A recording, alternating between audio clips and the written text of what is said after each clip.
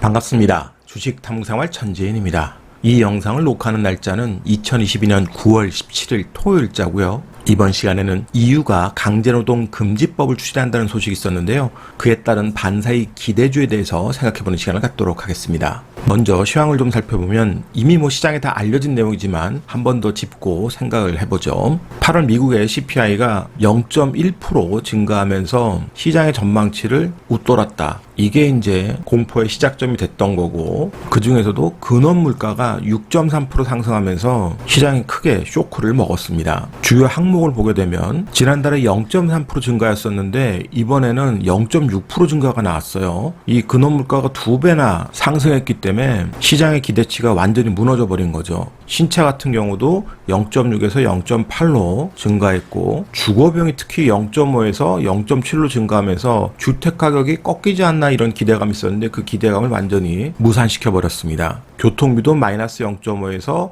0.5% 증가로 나타났고, 의료 서비스도 0.4에서 0.8. 그래서 에너지 가격은 조정이 나오면서 시장의 전망치에 부합을 했는데, 근원 물가의 중요한 항목을 담당하고 있는 서비스 부분의 인플레이션이 잡히지 않고 있고, 여기에 따른 연준의 스탠스가 언제 전환이 될지 모른다, 이런 불안감이 결국 시장에 폭락을 만들어낸 거죠. 그리고 오늘 새벽 마감한 뉴욕 증시에서는 페덱스의 주가가 무려 마이너스 21.4% 폭락하면서 마감했습니다. 이 갭을 보세요. 엄청난 갭입니다. 이 페덱스의 폭락이 시장에는 앞으로도 부정적 요인으로 작용될 가능성이 많아졌습니다. 바로 페덱스의 향후 전망까지도 좋지 않았기 때문인데요. 이 페덱스는 글로벌 유통에 중요한 자리를 차지하고 있기 때문에 경기 확장과 경기 침체 지표로도 또 많이 쓰여지고 있는 기업이죠. 그런데 앞으로 경기 침체에 대한 리스크로 인해서 비용 절감에 나서겠다 그랬단 말이에요. 그러니까 시장은 계속 부담을 안을 수밖에 없겠죠. 10년 만기 미국채도 전고점 진입을 시도하고 있습니다.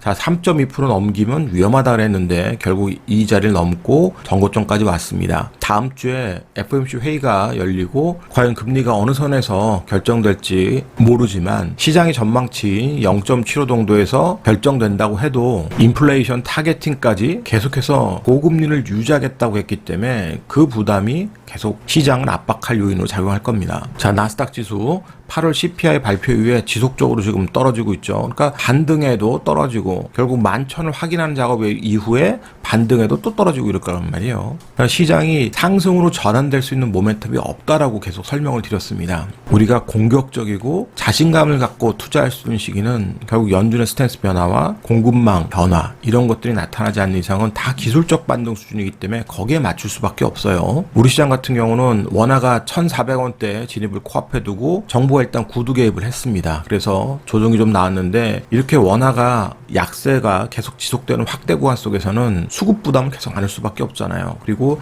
이것이 개선될 가능성이 많지 않습니다. 그래서 우리 시장이 지금 나스닥 지수 대비해서는 잘 버티고 있지만 한 방에 또 반영될 가능성이 언제든지 있어요. 그래서 주의가 필요한 거고요. 자, 기술적으로 아직은 이 저점까지 떨어지지 않았지만 언제든지 이 자리 확인할 수 있습니다. 반등에도 다 걸리는 마디 자리가 있는 거고요. 그래서 지금은 재료와 모멘텀이 있는 수급 붙는 종목에 매매를 할 수밖에 없는 상황인 것을 반드시 인지를 해야 될 거예요. 그리고 9월 30일은 테슬라의 AI 데이가 있습니다. 이 AI 데이 관련해서 이미 주가들이 움직이는 그런 종목들이 있죠. 자율주행 관련주들, 로봇 관련주들, AI 데이 전에 계속 수급이 붙었다 나왔다 단타할 수 있는 기회를 줄 텐데, 이 빠른 대응이 되지 않는 사람들은 주의하셔야 되고요. 빠르게 대응할 수 있는 사람들은 로봇주와 자율주행 관련주 이런 쪽에서 장중 대응할 수 있는 사람들은 매매를 좀 할 필요가 있겠네요. 그러면 오늘 주제인 강제노동 금지법에 대해서 살펴보겠습니다. 자, EU가 강제노동 금지법을 통해서 중국이 규제를 맞을 거다, 이런 소식이 전해졌고, 태양광 관련주들이 가장 좀 빠르게 시장에서 반응을 했습니다. 그런데 중소형주 같은 경우는 매매하기 쉽지 않으니까 매매가 되는 분들만 접근을 해야 될 거고요. 당일에는 OCI가 가장 중대형주에서는 강한 흐름을 보였습니다. 그렇지만 다른 악재가 있기 때문에 주의가 좀 필요합니다. 단발성 이슈로 좀 보시는 게 좋아요. 그리고 EU는 발전, 가스, 석유 기업 등을 통해서 횡재세를 걷는다 그랬어요. 195조 정도 걷어서 신재생 에너지 쪽으로 투자를 할 계획입니다. 그러니까 신재생 에너지 쪽에서는 겹 호재가 될 수 있는 거죠. 자, OCI 같은 경우 매출 구성을 보시면 이 베이직 케미칼이 37.1% 정도 차지하는데 이 베이직 케미칼 부분이 폴리실리콘 부분이 있습니다. 그러니까 폴리실리콘이 OCI의 전체 매출에서 차지하는 비중이 압도적이라고 볼 수는 없는 거예요. 앞으로 OCI의 폴리실리콘 부분을 살펴보려면 말레이시아 공장의 가동률 이런 것들이 좀 중요할 것 같고요. 물론 제일 중요한 것은 폴리실리콘 가격이겠죠. 그리고 최근 태풍 힘남노 영향으로 인해서 포항 공장이 침수됐습니다. 그래서 이 카본 소재 쪽 이쪽은 좀 실적이 좋지 않을 전망이에요. 그래서 악재가 있는 상황이기 때문에 좀 주의를 하실 필요가 있습니다. 그리고 이것보다 더 큰 악재는 글로벌 폴리실리콘 증설 계획을 살펴보면 내년도의 증설이 2배가 넘습니다. 그래서 공급 과잉에 빠질 가능성이 높아졌어요. 올해는 실적이 괜찮겠지만 내년부터는 공급 과잉에 빠진다 그러면 폴리실리콘 가격이 떨어질 것이고 그렇게 되면 실적이 좋지 않을 거다. 이런 악재가 벌써부터 선반영이 되고 있는 거예요. OCI 같은 경우. 중국의 최대 폴리실리콘 기업인 통이입니다. 2020년 이후에 주가가 우상하면서 아주 좋은 그림을 보였는데 최근에 고점 찍고 가파르게 또 조정이 나오고 있죠. 대규모 증설에 따른 폴리실리콘 가격 부담이 지금 시장에 전해지고 있고 이번 주에는 강제노동 금지법까지 재료가 부각되면서 주가가 더 가파르게 조정을 받고 있습니다. 그래서 OCI 같은 경우 통유의 주가 흐름을 잘 살펴볼 필요가 있어요. 그리고 대차 잔고가 OCI 같은 경우 계속 증가를 하고 있습니다. 그러니까 공급 과잉에 대한 부담으로 공매도 세력들이 계속 관여를 한다는 소리고요. 수급을 보시면 단발성으로 지금 기관 투자자가 들어왔지만 꾸준히 지금 수급이 유입 안 되고 있죠. 개인이 다 수급에 참여하고 있습니다. 그러니까 공급 과잉보다는 기대감만 갖고 개인들이 지금 다 들어와 있다는 소리예요. 그래서 이 수급이 역전 현상이 나올 때까지는 당분간 OCI는 조심하는 게 좋아요. 그런데 하나솔루션 같은 경우는 반대로 대차 잔고가 급격하게 감소하고 있죠. 수급도 기관 외국인이 수급을 장악하고 있습니다.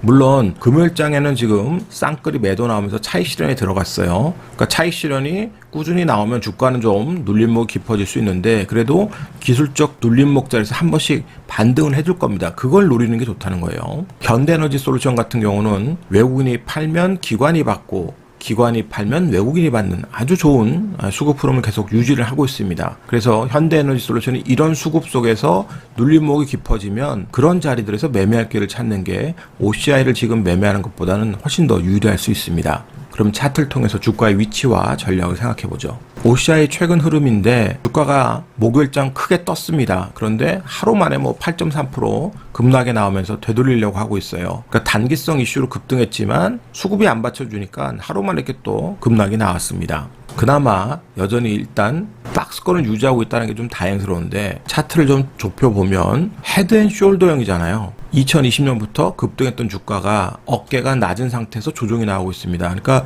이 자리를 돌파하기 전까지는 박스권 하단에서만 일단 봐야 된다는 소리입니다. 반대로 현대에너지 솔루션은 수급이 좋으니까 아주 급등했습니다.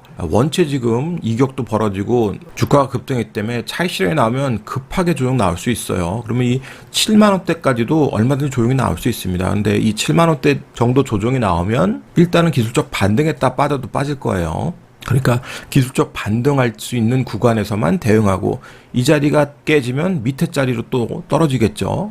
이 자리 깨지면 또 밑에 자리로 내려올 거고 그러니까 단계별로 떨어질 수 있는 수급되는 종목 여기에 이제 이런 대량 거래로 매도가 나오지 않는 이상은 매매할 자리를 다 줄 겁니다. 그래서 중대형주 쪽에서는 현대에너지 솔루션이 대장주였기 때문에 이런 종목들을 매매 구간을 보시는 게 좋고요. 하나솔루션도 마찬가지죠. 대량 거래 터지고 주가가 고공전투 이후에 계속 고점을 높이고 있습니다. 금요일장은 차익 실현 나오면서 급락이 나왔는데 급락 맞고 떨어지면 추세를 연장했던 자리들이 있죠. 자, 요런 자리 저점에서는 충분히 대응할 수 있는 5만 원 자리를 지지하고 움직이면 한 번 더 반등하겠지만 이 자리를 깨고 내려오면 21평선이 머리에 있기 때문에 추가적으로 조정이 나올 수 있습니다. 그럼 그 추가적 조정의 자리에서 대응하는 떨어져도 그런 자리에서는 반등하고 또 빠진다는 소리입니다. 마찬가지로 빠지면은 고공전투 벌었던 자리가 있죠. 네, 딛고 일어났던 자리들 그런 자리에서 다 매매할 수 있는 기회들을 주는 거예요. 물론 대량 거래 수말하면서 빠지면 안 되겠죠. 그래서 강제노동 금지법 소식이 전해지면서 시장에서는 OCI가 가장 가능한 그런 흐름을 보였지만 지금은 관망하면서 수급 변화를 추적을 해야 되고요. 오히려 하나솔루션이나 현대에너지 솔루션의 눌림목 자리를 노리면서 매매하는 게 훨씬 유리할 수 있다는 걸 점검을 해보세요. 오늘자 한 줄 요약. 같은 업종에서 수급이 엇갈리는 종목을 주목하자. 이 영상이 도움이 됐다면 좋아요, 구독하기 부탁드리고요. 저는 다음 시간에 또 뵙도록 하겠습니다. 고맙습니다. 천지인이었습니다.